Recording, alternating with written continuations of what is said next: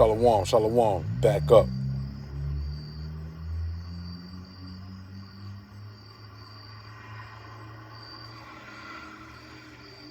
The water. Shalom, shalom. Back up.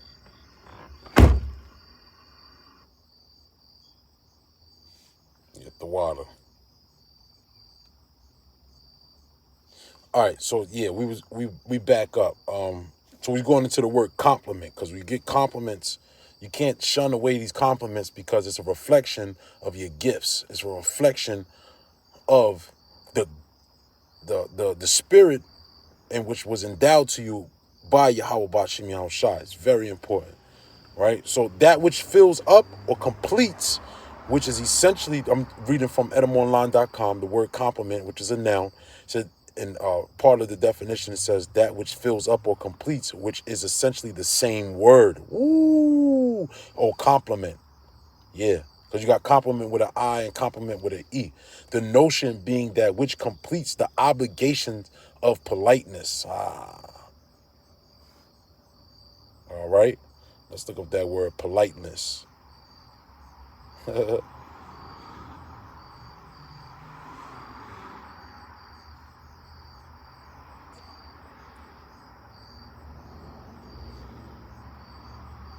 Yeah, the word polite means polished or burnished.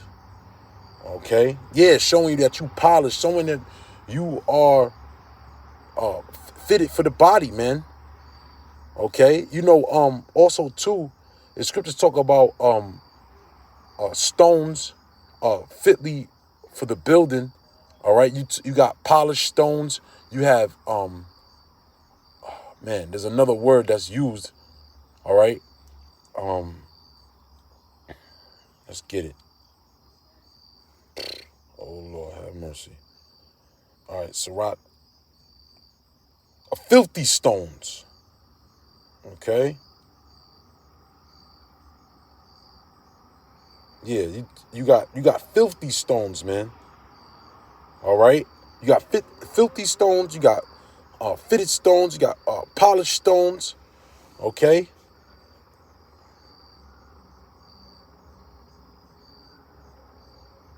Here we go. This is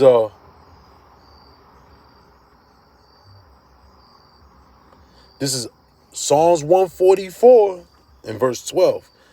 That our sons, let's go to verse 11, rid me and deliver me from the hand of the strange children, which is who? Esau, Edom, whose mouth speaketh vanity, and their right hand is a right hand of falsehood, that our sons may be as plants grown up in their youth, that our daughters may be as cornerstones polished after the similitude of a palace. Woo! And who's the daughters? The daughters is talking about who? The elect. It's in this time right now.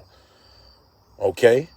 That our garners may be full, affording all manner of store, that our sheep may bring forth thousands and 10,000s in our streets. Right? Talking about the flourishing of the kingdom. Okay? And we're rehearsing the righteous acts in this time frame, man. All right, so we want to be the best stones possible for the building, for that gate, for that city. All right, now going back to the book of Proverbs, right? We read that. Now, what I want to get is the book. You got to check out part 1 if you didn't see it, Lord's will. All right, when you go to Sirach chapter 11, all right, because Sirach 11 ties in with Proverbs the 30th chapter. And we're going to start. Okay, oh yeah, we did start this. This is Proverbs 11 and 22. I'll read it again. The blessings of the Lord is the reward of the godly, right? And hey, man, you wanna indulge in and bask in your talents, all right, and utilize those talents, all right, because they're gifts of Yahweh Bashim Yahushai. It says, and suddenly he making his blessings flourish, right? Say not, what profit is there for my service? Okay. You can't look, man. Again, somebody give you a compliment. Nah, man. Say the water and focus on that. All right. It says, and what good things shall I have thereafter? Okay. Again, Say not, I have enough and possess many things. And what evil shall I have hereafter? In the day of prosperity, there is a forgetfulness of affliction. And in the day of affliction, there is no more remembrance of prosperity. All right, because again, it's a balance. Matter of fact, let's go back to Proverbs 30th chapter. All right, because it said what? Verse 9, lest I be full and deny thee and say, who is the Lord? Or lest I be poor and steal and take the name of the Most High in vain. Okay? So,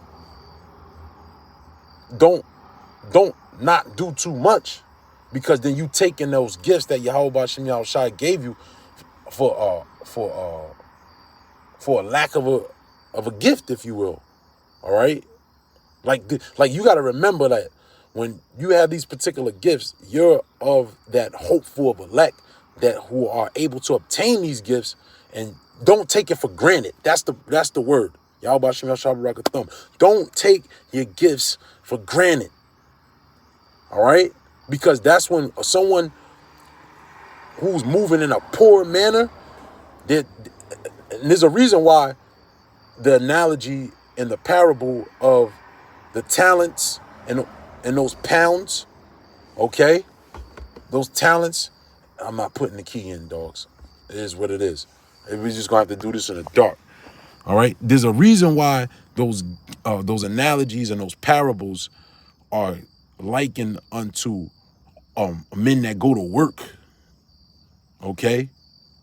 Because when you look up what a talent is, it goes back to basically shekels of silver or shekels of gold. That was a talent, a measure of weight. All right.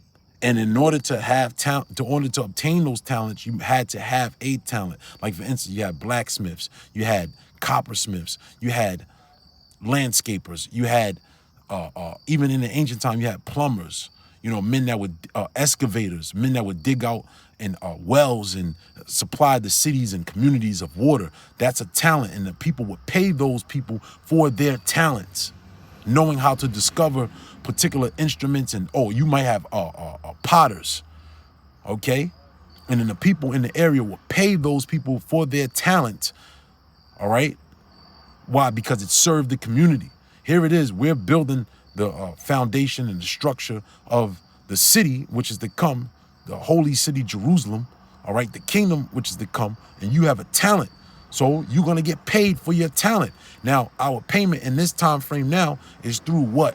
Hey, you get those compliments, you get those that reassurance in the faith, but your ultimate payment is going to come when Yahushua comes and gives us part, of those cities and mansions and, with the fruits of our labor.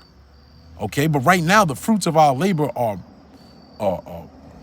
spiritual discernment, okay? Being a better judge, kindness, patience, the fruits of the Spirit. All right, so those are the things that we're looking to obtain in this time now, which is a payment of your talent. So don't neglect that. All right, because essentially what's going to happen, you're going to curse yourself, man. All right, and then you have men who are not going head first into their talents.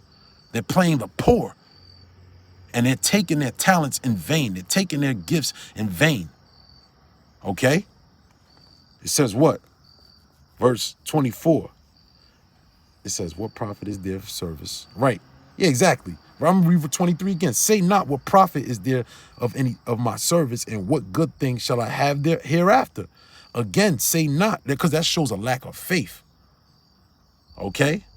Because you don't get your physical reward immediately. Okay? That shows a lack of faith.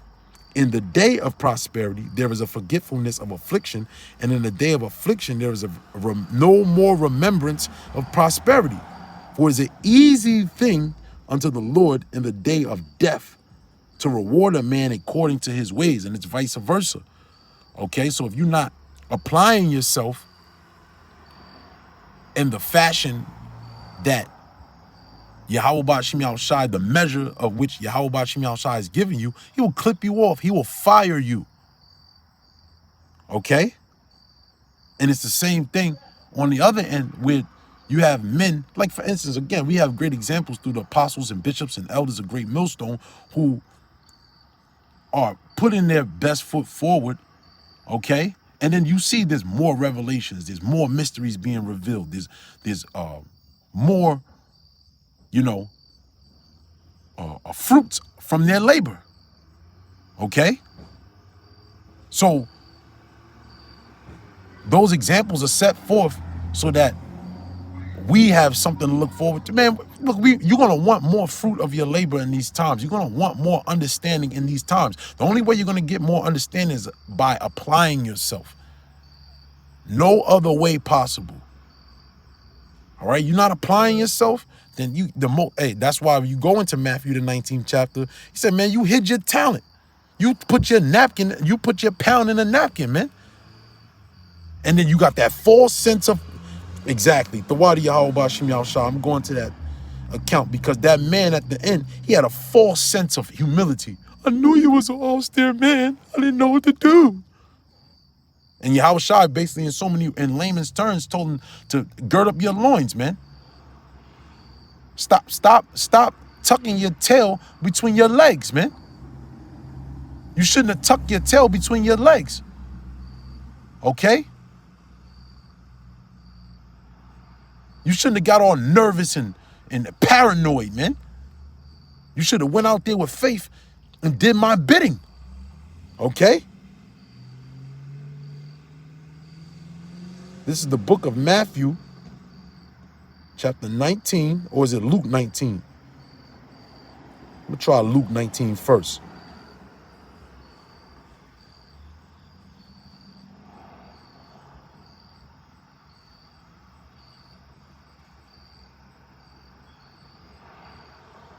Yeah. Right. Verse 20. And the other came saying, Lord, behold, here is thy pound, which I kept laid up in a napkin. All right. This guy took the poor route, man. Okay. For I feared thee because thou art an austere man, meaning he knew that Yahushua was a man of stern, of a stern character. Right. Thou takest up that thou layest not down, and reapest that thou didst not sow. In the NLT, he says, I was afraid because you are a hard man to deal with. Oh my goodness. Taking what isn't yours and harvesting crops you didn't plant. So he knew Yahushua was come through and, you know, basically he takes what's his, man.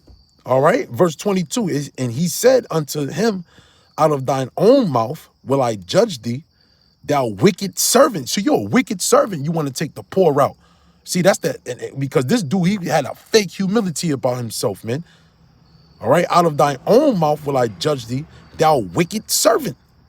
Thou knewest that I was an austere man, taking up that I laid not down, and reaping that I did not sow. Amen. Yahushua, yo. I pity the guys who talking about they don't worship this man. You out your rabbit mind. All right. Verse 22 in the NLT says, you wicked servant, the king roared. Your own words condemn you. If you knew that I'm a hard man who takes what isn't mine and harvests his crops I didn't plant, why didn't you deposit my money in the bank? At least I could have gotten some interest on it. Oh, yo, Yahushua is no joke, bro. You got a talent, you got a gift. You ain't supposed to be sitting around with your with your fingers, you twiddling your thumbs. Okay? Verse 23. Wherefore then gavest, I'm gonna read it in the King James. Wherefore then gavest not thou my money into the bank, and at my coming I might have required mine own with usury? Okay. So man, you could have did a little something. We could have made something off of it. Yeah, and that's about having faith. Even if if this man would have did a little bit, Yahweh Shai would have increased it even more. But because you ain't do nothing, and that's why it says here, and they said unto him, Lord, he hath 10 pounds. No. And he said unto them that stood by, take from him this pound, the pound, and give it to him that have 10 pounds. And they said unto him, Lord, he hath 10 pounds. For I say unto you that that unto every one which hath shall be given, and from him that hath not, even that he hath shall be taken away from him. You got dudes shucking and jiving, man, playing games with the gifts that Yahweh Bashim Yahshua has given you. Okay? In the NLT, yes, the king replied, and to those who use well what they are given, even more will be given. But from those who do nothing, even what little they have will be taken away. You see? Yahweh Shai is in the likeness of his father, man. Okay? This is a man not to be played with. This is a man to be feared. All right? Verse 27, but those my enemies, which would not that I should reign over them, bring hither and slay them before me, in the NLT. And as for those enemies of mine who didn't want me to be their king, yeah, because when you live in a particular province or you live in a particular region, all right, your wages goes toward the king, because the king is the one who delegates it for the benefit of the people. Okay, so that's why, you know, in so many words, there was always a tax in Israel. All right, it wasn't looked as a tax because it went to the storehouses, to the priest, because it was a benefit for the people. See, here in America, you get taxes and you get taxed on particular wages, but those wages don't go to your benefit. They go towards Esau and his enterprise. Okay, this is why you had tithes, you had priest offering, you had different forms of offerings in Israel, because those offerings went toward the substantiality of the people. Okay, the warfare of the people, the welfare, that's the word I want, the welfare of the people. Okay, when we work and we go out, even whether it be, you know, doing these videos and, you know, speaking and lifting up and exhorting and, you know, admonishing the body, this is a welfare toward the people. When we go out and we do our 9 to 5s and we bust our ass and we give our tithes and we give our offerings, it's for the welfare of the body. Okay? It's not, you don't work for yourself, man. Okay, and that's the problem with Israel. Israel wants to do for themselves. Israel is selfish, man. Okay? The reason why all these other nations are flourishing, you go into every city in America, you got a Chinatown. Every city in America got a little Italy. Every city in America pretty much got another nation in there establishing their own communities. All right? When I was in Jersey, man, you got Island, man. You ever go, you want to go to Little India? Go to Island, New Jersey, man. That's Little India. And you know why it's like that? Because they understand when they go to work, they're bringing the money back for their people, not just their household. Jake can't even get that right. Jake can't even get their own household correct, let alone doing something for the rest of the nation, doing something for the rest of their people. Okay?